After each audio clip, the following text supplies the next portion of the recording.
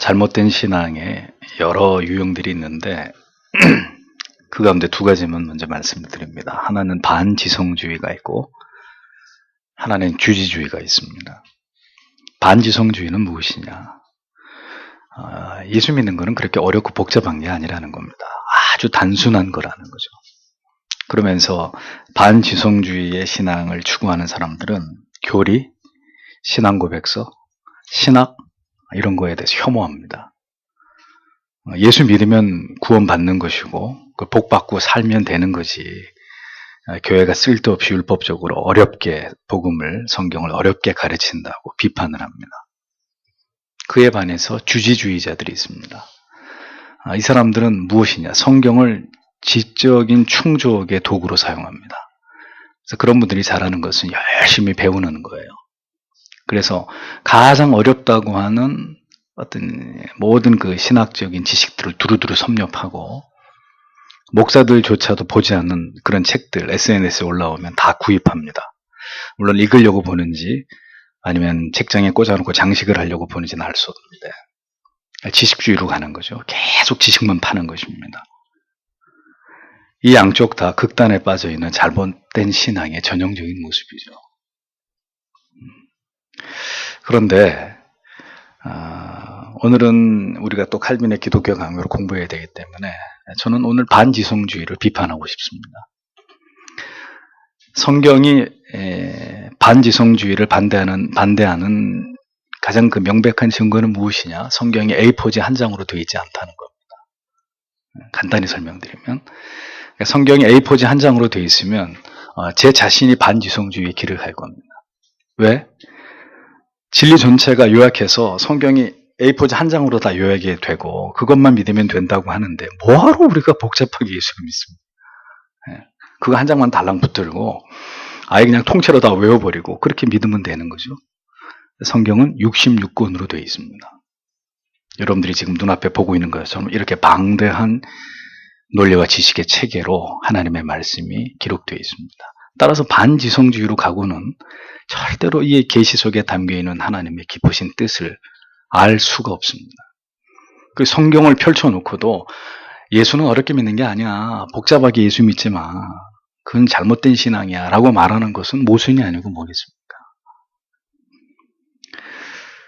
그래서 여러분들이 칼빈의 기독교 강요로 공부하고 계시고, 오늘은 왜 제가 이런 앞에 이렇게 말씀을 드린, 워낙 어려운 얘기를 오늘 해야 되기 때문에,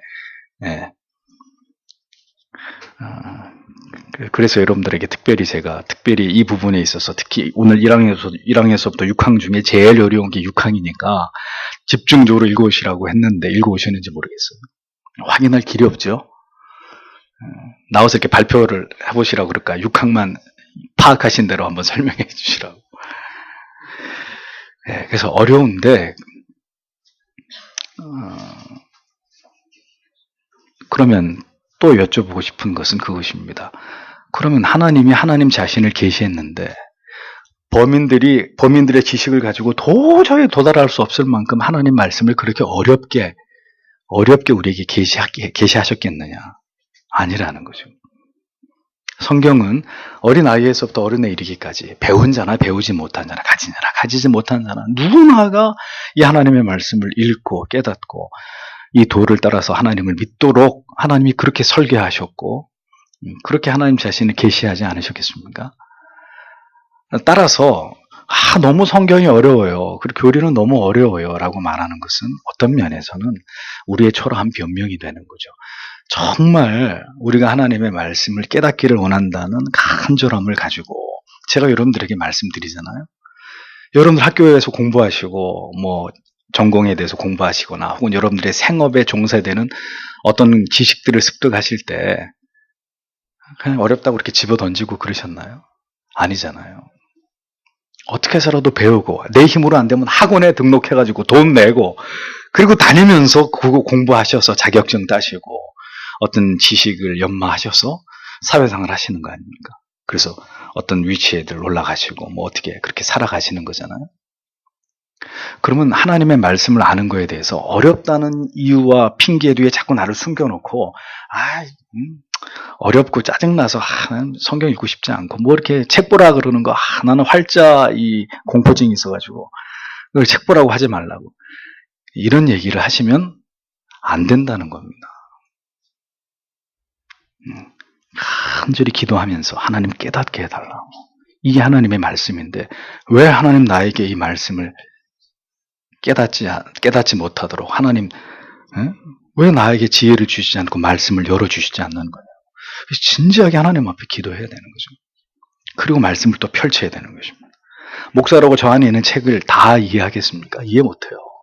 이건 책이 아니라 어떤 거는 고문이에요. 벽돌 한 장보다 더 두껍고 더 무거운 책들도 있어요. 그런 책을 붙들고 씨름을 하는 것 자체가 너무너무 고되고 어려운 일이에요. 차라리 보찜을 주고 나가서 노가다를 뛰라 그러면 그건 어떻게 좀 해보겠는데 그것도 여러분 중에 그런 일 하시는 분, 그거 우습게 여기는 겁니까? 지금 이렇게 얘기하면 절대 아닙니다. 절대 우습게 여기는 거 아니고 어떤 면에서는 그렇게 단순하게 몸으로 하는 게 쉬운 부분이 있다는 거죠. 그거를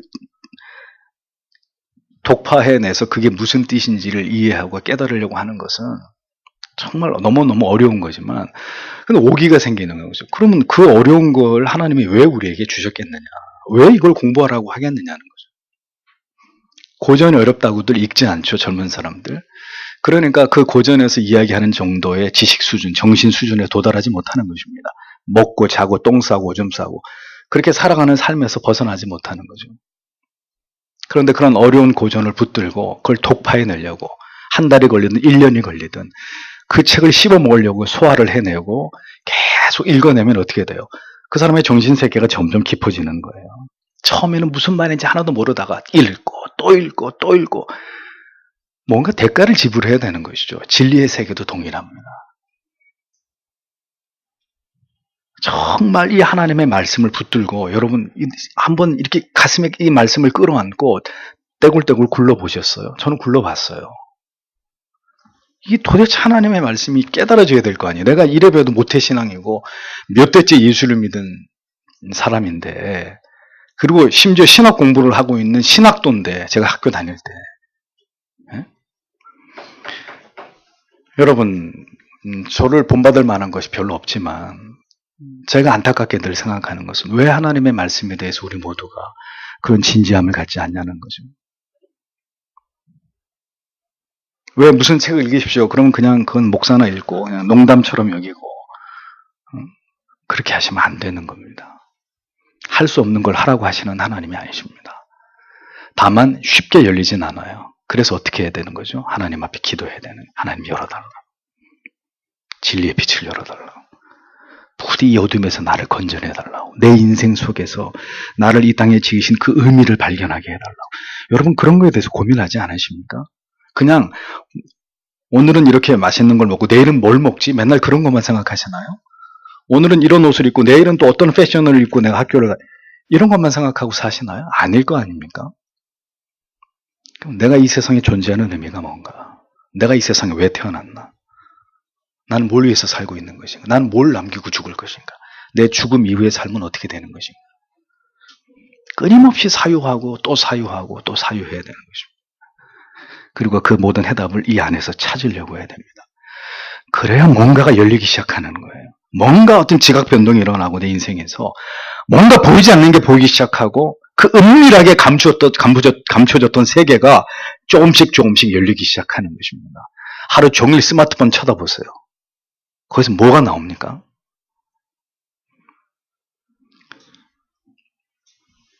그래서 여러분 어려운 거지만 오늘도 이걸 풀어가겠습니다. 그런데 맨날 저에게만 이 무거운 짐을 다 지워놓으시고 이렇게 듣다가 뭔 소리인지 모르겠다. 그럼 그냥 자버리자. 이렇게 하지 마시고 빨리 끝나라. 얼른 끝나라. 집에 가자.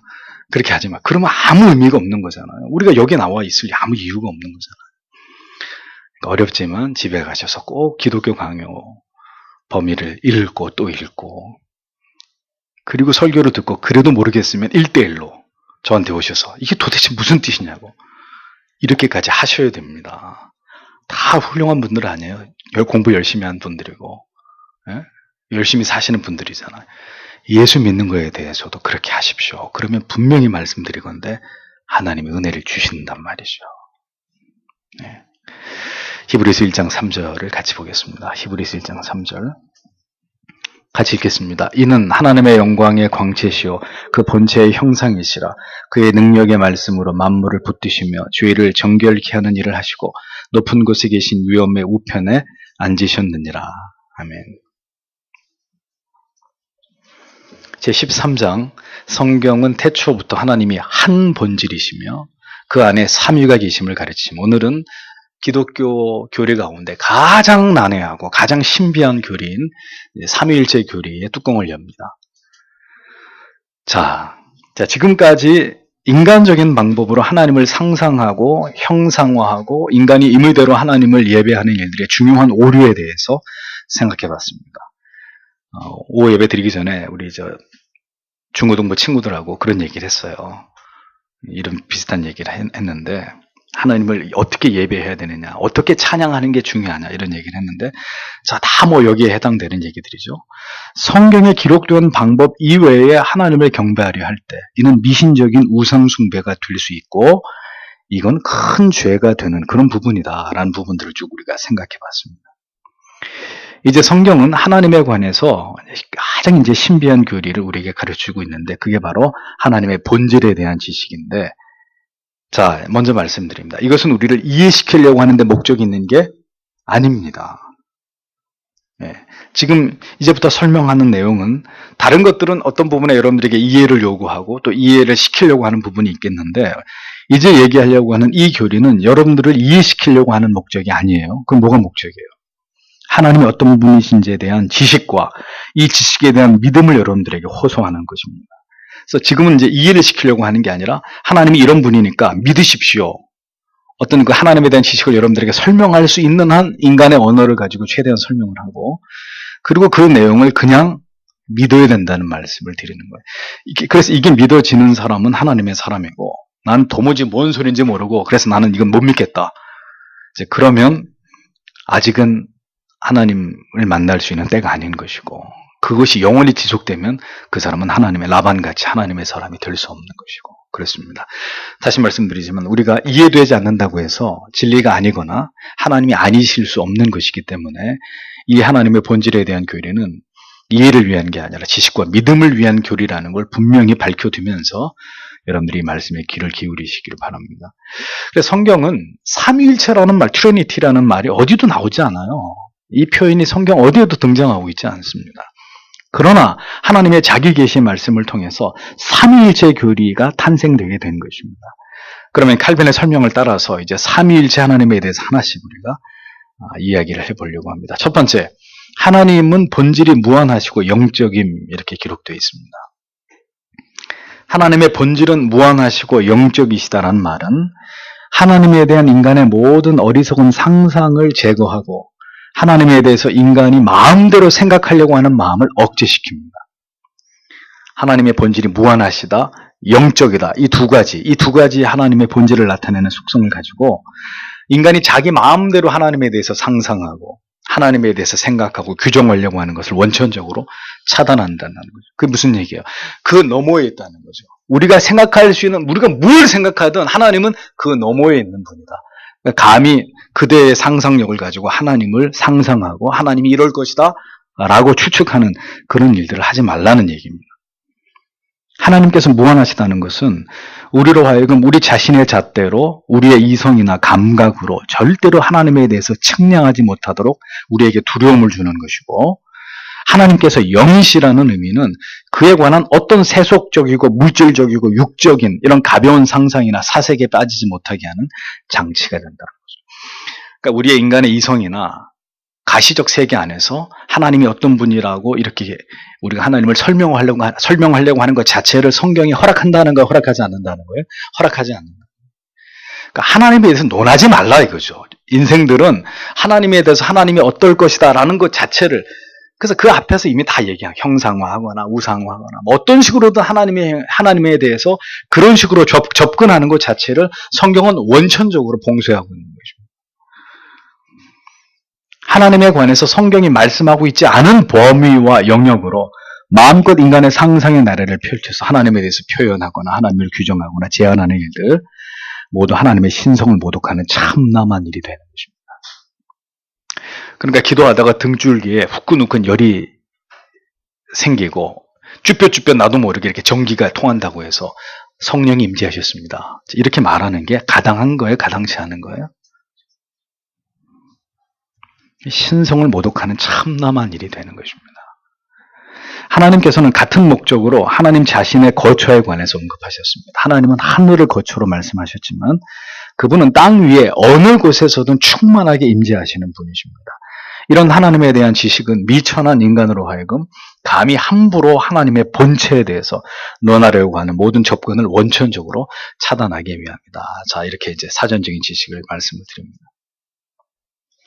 만이교도들은 하나님뿐 아니라 마귀들도 무한하고 영적인 존재라고 주장함으로 중대한 오류를 범했고, 신인 동영 동성론자들은 성경에서 하나님을 의인화한 표현을 통해서 하나님께서 인간의 형체를 가지신 존재로 그렇게 인식을 했는데, 이것 또한 중대한 하나님의 본질에 대한 지식의 오류로, 여러분 잘 아시죠? 신인 동영 동성론적인 표현, 왜 성경이 하나님이 마치 눈이 있는 것처럼 귀가 있는 것처럼 무슨 하나님이 일어서시는, 하나님이 앉으시는 이런 식으로 하나님을 묘사하느냐.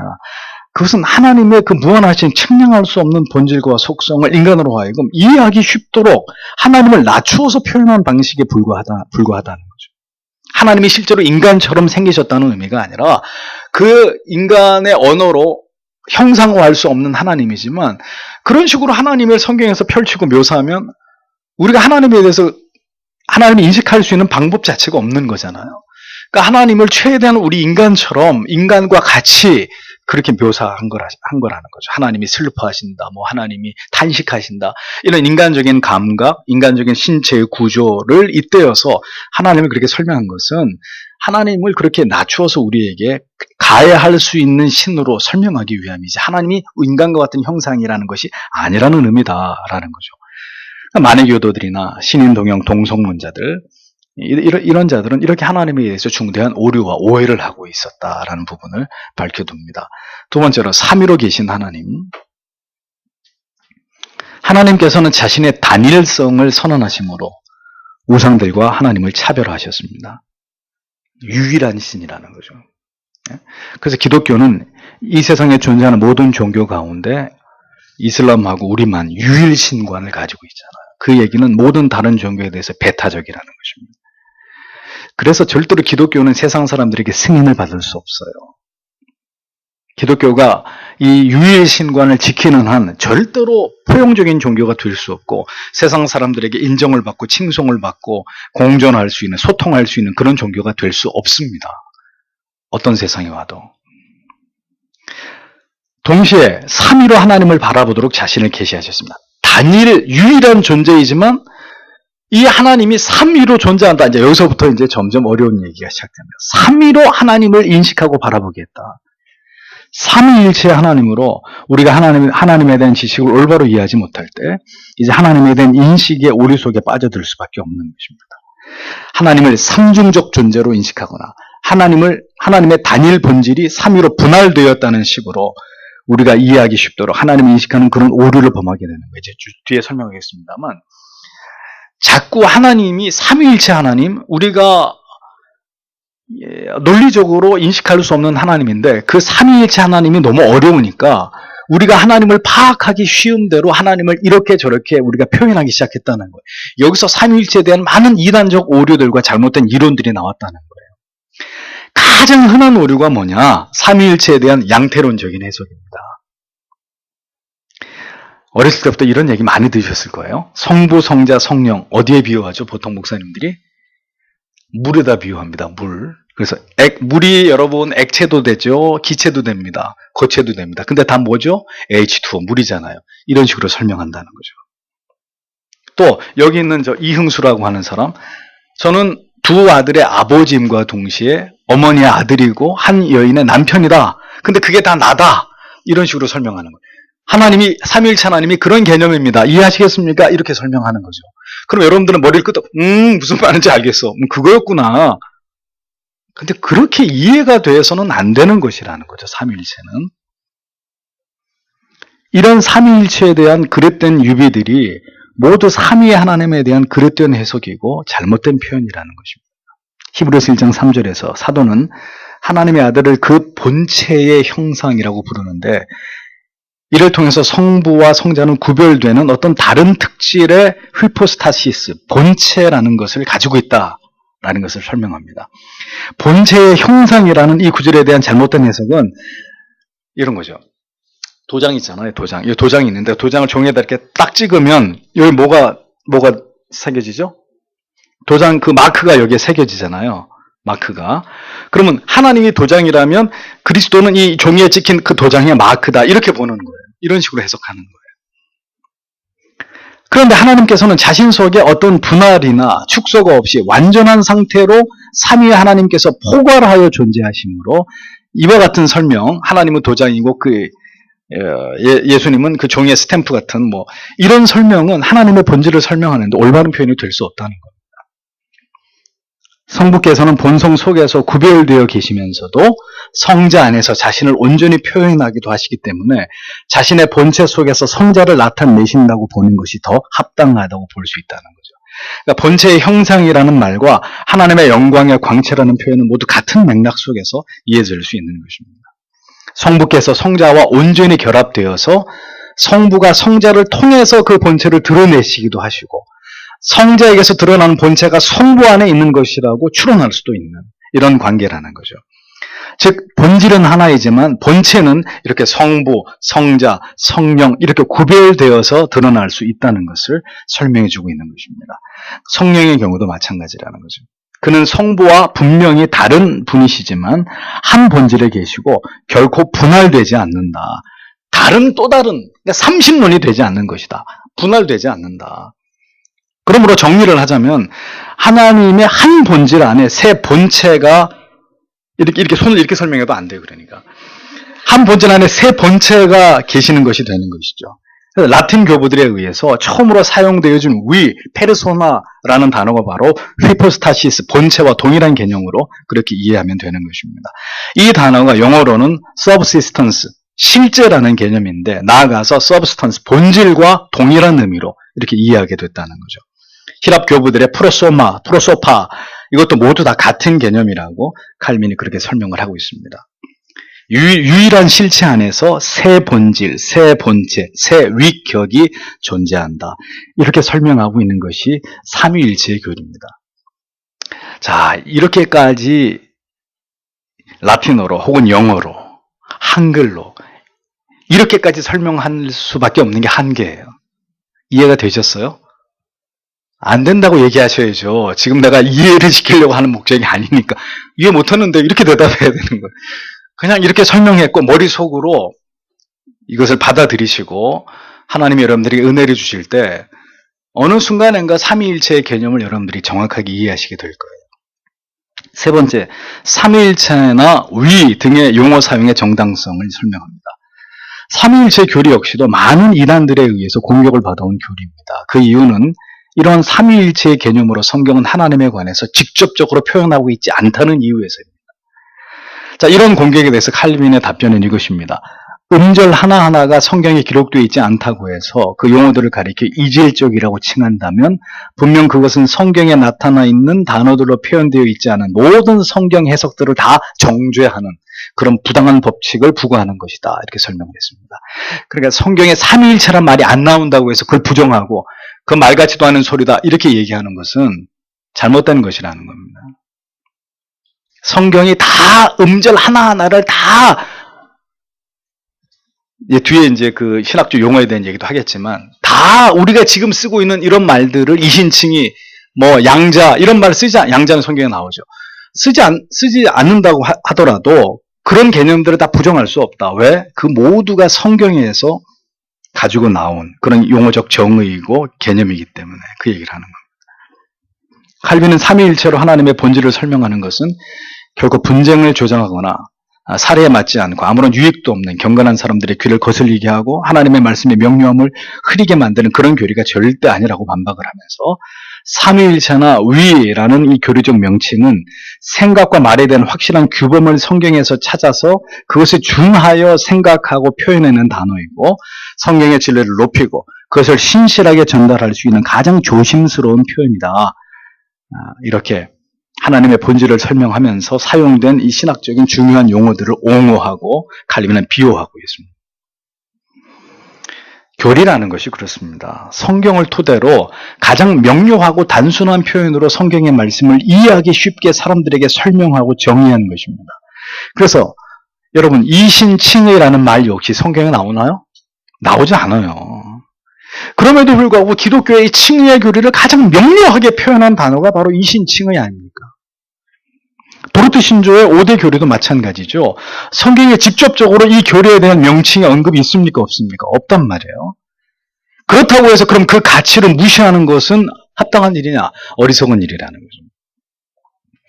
어떤 단어를 통해서 드러낸 교리적 개념과 정의가 가장 성경에 부합하게 만들어져서 우리의 이해를 돕는 것이라면 그걸 반대하거나 책 잡는 것은 진리를 거스르는 사악한 의도로밖에 받아들여질 수 없다고 이렇게 칼빈이 이야기를 합니다. 그러니까 우리가 지금 이야기하고 있는 이런 모든 예정론을 비롯해서 뭐 온갖 이런 교리적 용어들은 그 오래 전 시대에 우리보다 더 탁월한 하나님의 말씀에 대한 지식과 지혜를 갖춘 사람들에 의해서 검증하고 또 검증하고 또 검증하고 검증되어져서 만들어진 그런 용어들이란 말이죠. 철저하게 성경에 기반하고 근거해서 만들어진 용어이기 때문에 그것 자체를 문제 삼거나 그것을 거부해서는 안 된다는 거죠. 근데 그럼에도 불구하고 여러분 오늘날 다른 교파와 교단은 제외하고 장로교 안에서조차도 예정론에 대해서 들어봤습니까? 그러면 모르는 사람이 숱하다는 거죠.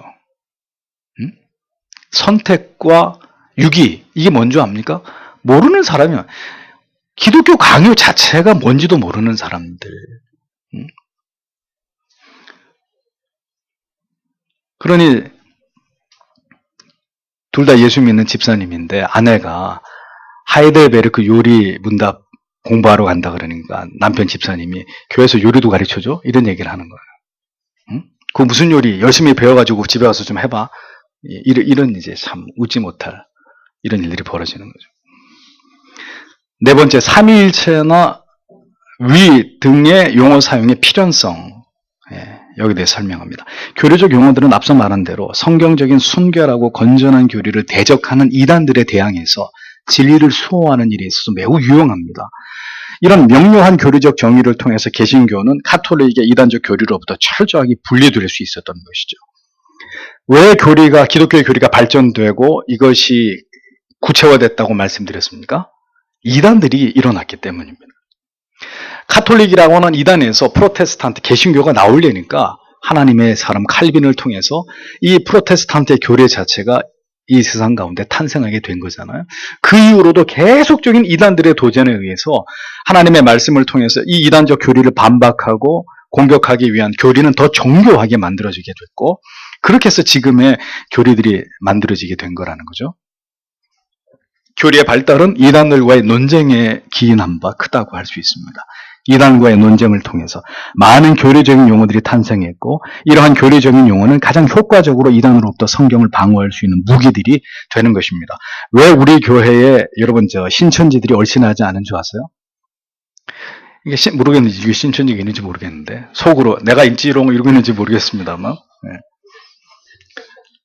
딱 들어보면 계속 모든 설교 가운데 교리 얘기가 나오니까 신천지 자기들도 모르는 교리 얘기가 나오니까 여기는 이빨이 들어가지 않는다고 생각하는 거예요. 틀림없어요.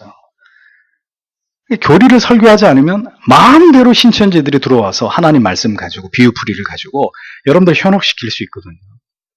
근데 자기들도 모르는 교리 얘기를 하고 철저하게 교리를 따라가는 이런 설교가 계속 강단에서 나오기 때문에 범접할 수가 없는 거죠. 아리오스는 그리스도 역시 다른 피조물과 마찬가지로 하나님의 피조물일 뿐이라고 주장했습니다. 이것이 이른바 양자론인데 그는 성자와 성부가 동일 본체이심을 부정하고 있는 거예요. 예수는 피조물이야. 그 삼위 하나님하고 본체 아니고 예수는 그냥 하나님이 만드신 또 하나의 피조물일 뿐이야. 이렇게 보는 거예요. 이것이 그 유명한 아타나시우스와 아리오스의 논쟁을 일으킨 촉발점이 되었고 이 논쟁에서 아리오스는 결국 이단으로 낙인찍히게 돼서 추방을 당하죠. 교리적 용어의 정의 문제는 이단에 맞서서 성경을 지키는 일에 있어서 이렇게 중요한 일이 되는 것입니다. 아리우스의 뒤를 이어서 사벨리우스는 성부, 성자, 성령이라는 이름 자체를 부정해버립니다. 이런 표현은 모두 하나님의 다른 속성이고 성부가 성자고 성자가 성령이고 성령이 성부고 그렇지 뭐 그걸 구별을 하느냐 이렇게 주장을 했습니다. 그러니까 한 분 하나님만을 강조하고 세 위격은 다른 시대에 각각 하나님이 이 시대는 성부로 나타나고 이 시대는 성자로 나타나고 이 시대는 성령으로 나타났다 이렇게 보는 거예요. 이게 앞에 설명한 바로 양태론이라. 인간은 이렇듯 자신의 상상력을 동원해서 마음대로 하나님을 인식하고 이해하려고 하는 죄를 범해왔다는 거죠. 그러한 공격들로부터 성경을 통해서 하나님이 어떤 분이신지를 가장 잘 설명하고 드러내는 용어들이 바로 삼위일체, 위격 이런 용어들이고 이를 통한 데피니션, 정의가 그래서 우리에게 중요하다는 것을 인식시키고 있는 거죠. 그래서 교리를 알아야 기독교를, 성경을 우리가 효과적으로 변증할 수 있는 것입니다. 막 말도 안 되는 알미니안적인 사고를 가지고 열심히 하나님 앞에 내가 1000번째 기도했거든? 그랬더니 하나님이 이거 들어주시더라. 이런 얘기가 누가 친구가 하면 너 그 신앙의 사상 그 뿌리가 뭔 줄 알아? 그게 알미니안이 주장하는 이런 식으로 이렇게 반박을 하는데 그걸 모르면 그랬어? 그럼 나도 할까? 이렇게 되는 거예요. 나는 그럼 2000이라고. 교리를 모르면 우리가 뭘 믿고 있는지 설명할 수 없고 교리적으로 벗어난 신앙을 분별하거나 그들을 비판할 수 있는 능력을 갖출 수 없는 것입니다. 이것이 우리가 그 어려운 교리들과 교리의 용어들의 정의들을 하나씩 이해하고 정리해 나가야 되는 중요한 이유가 되는 거죠. 다섯 번째, 신학적 용어들의 필요성과 그 한계. 앞서 설명한 바대로 이러한 교리적 용어들은 경솔하게 만들어진 것이 아니라 치열한 이단들과의 논쟁을 통해서 칼날같이 다듬어진 결과물들입니다. 가장 명쾌하게 성경이 말씀하고 있는 바 하나님을 설명하고 있는 이러한 용어의 유용함에 대해서 우리가 올바른 이해를 가질 필요가 있다는 거죠. 예수만 잘 믿으면 되지 이런 어려운 교리적 신학적 용어들을 우리가 알아야 될 필요가 있느냐 이렇게 생각하기 때문에 어떻게 됩니까? 인간은 자유분방하게 하나님을 이해하려고 하고 그로 인해서 많은 신앙의 오류들을 만들어내고 지금도 그것을 계속 만들어가지고 그것을 신봉하고 있는 이런 문제들을 만들어내고 있는 거잖아요. 공회들은 이러한 일들을 맡아서 진행했고 모든 이단들과의 논쟁에 종지부를 찍으면서 이러한 중요한 신학적 용어들을 탄생시켰습니다. 그러나 이러한 작업을 해나가는 과정에서 고대의 교회 신학자들 또한 여러 어떤 다른 견해들이 표출되고 그 차이들을 보였던 증거들이 존재하고 있습니다. 예를 들면 라틴 교부들이 호모우시오스, 동일 본질이라는 단어를 번역하는 과정에서 있었던 일이나 또 교부 제롬이 휘퍼스타시스라는 본질에 대한 단어에서 이것을 혼동한 일, 또 같은 단어를 사용하는 문제에서 그 아우구스티누스에 대한 신중한 입장을 칼빈이 계속 여기 지금 기독교강에서 열거를 하면서 교리적 용어들이 새롭게 정의되고 만들어지는 일들이 얼마나 힘들고 어려운 일인지를 설명해주고 있습니다.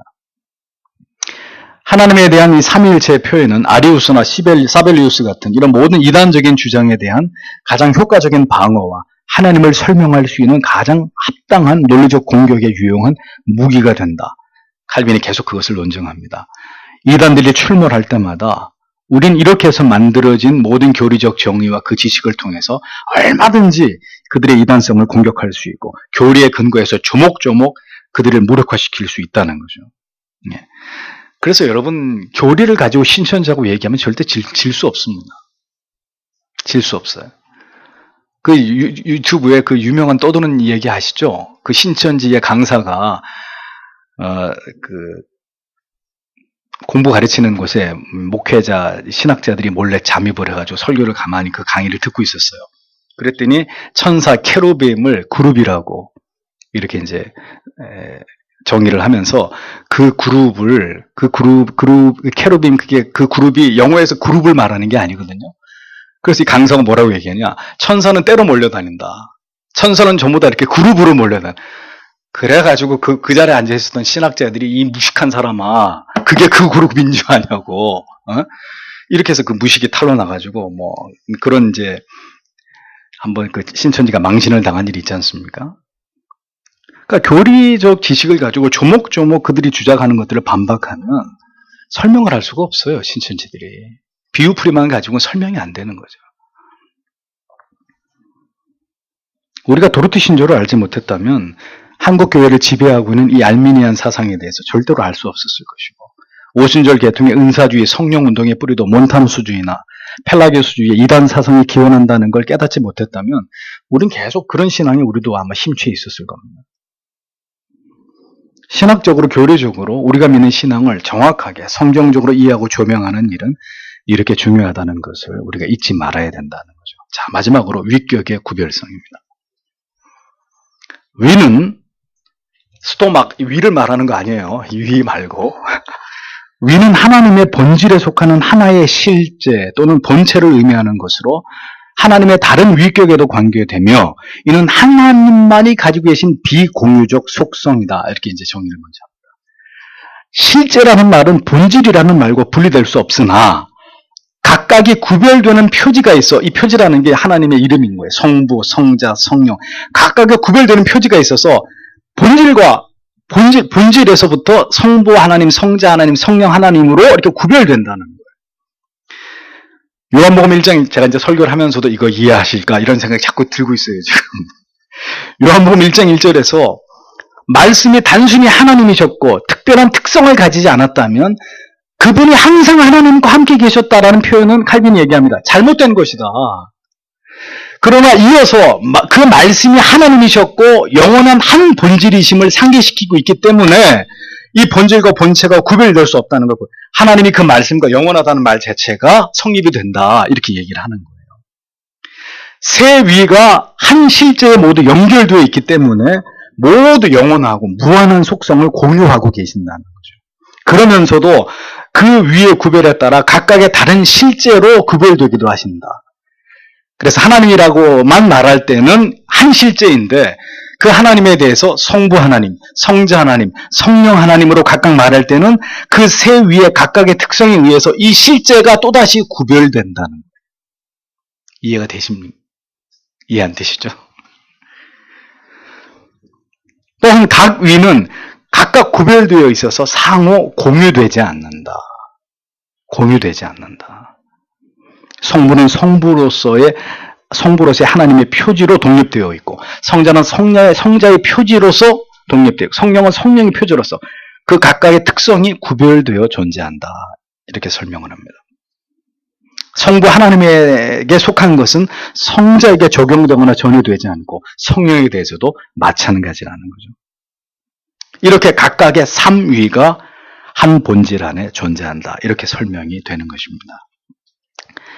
이러한 매우 난해한 하나님에 대한 지식이 그러나 올바로 세워지지 않으면 프락세아스 같은 이단들이 황당한 주장을 하게 되는 거예요. 어떤 주장? 이른바 성부 하나님이 십자가에서 죽었다. 성부 고난설.